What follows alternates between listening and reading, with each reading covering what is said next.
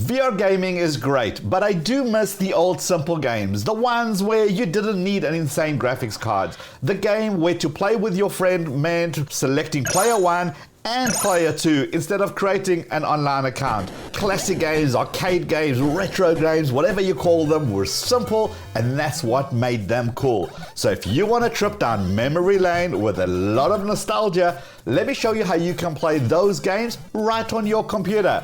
But first, you gotta see this place I found in Dallas.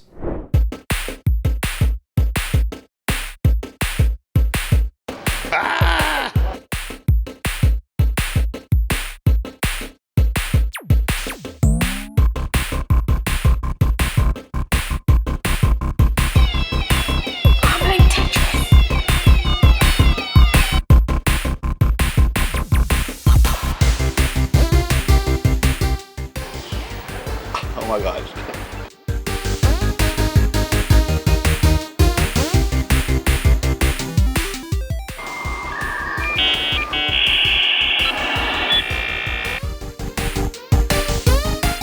I couldn't even hold this.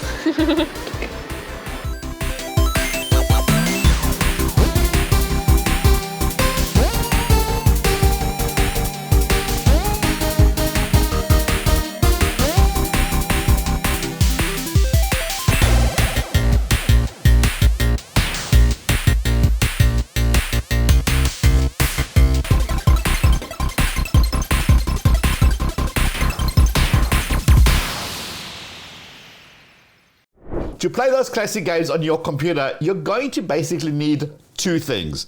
One is an emulator, and two is the game itself. So let's say you want to play a Commodore 64 games, or an Atari game, or a Game Boy game.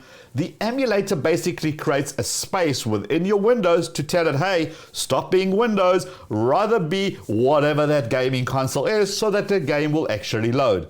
There are many emulators that are out there, but the one that I like, it's simple to use, is called Launchbox.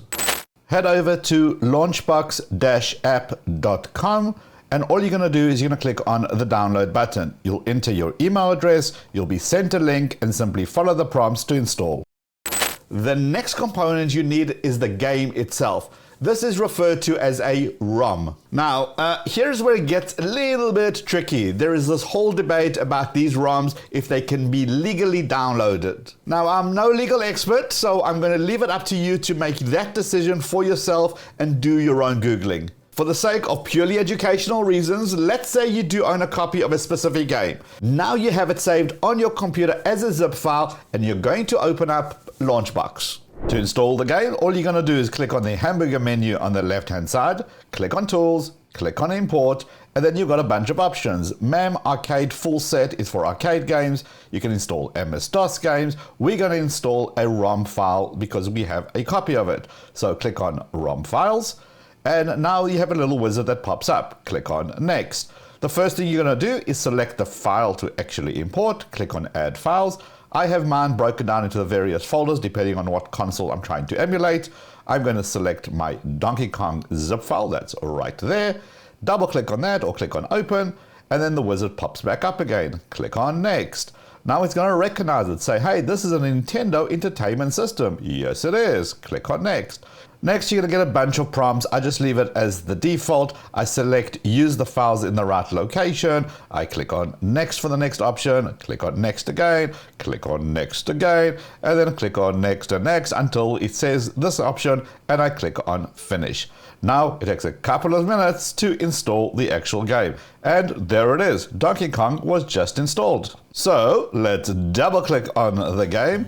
And there is Donkey Kong right here. Now, I have got this in a smaller window. And the reason I have it in a smaller window is so that I could record the screen and show you guys what that looks like.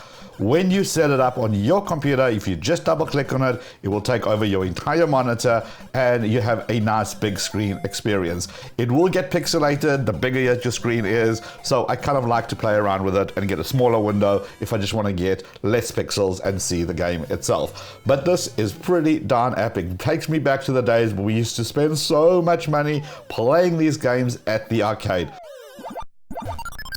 Okay, now you see why we spend so much money, because, well, I wasn't really that great at it, but it was super fun. Now, let's be honest, no gaming experience is complete until you play Mario. The OG Mario, the one with the cool graphics, not overly produced. And that's the one thing that you're going to find. The more you get into these arcade games, into these nostalgic games, the more time you're going to spend playing. And you know what? Why not?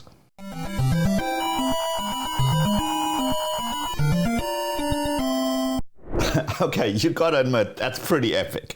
The hardest thing that you will need to do is figure out which keys do what on your keyboard. What I like to do is start a game, smash a whole bunch of keys, and then figure out what's what before I play the game. Now, if you don't want to play on the computer itself, you can even buy these dedicated systems that connect to your TV. These come preloaded with a whole bunch of games. Some are cool, some pretty much suck. And if you want to grab a portable version of that, you can do that too with a whole bunch of portable gaming systems. Let me know in the comments if you want me to check them out for you. It might be a fun little series to do on this channel. We can also check out how to reuse our old phones as gaming stations instead of them just wasting away in the drawer.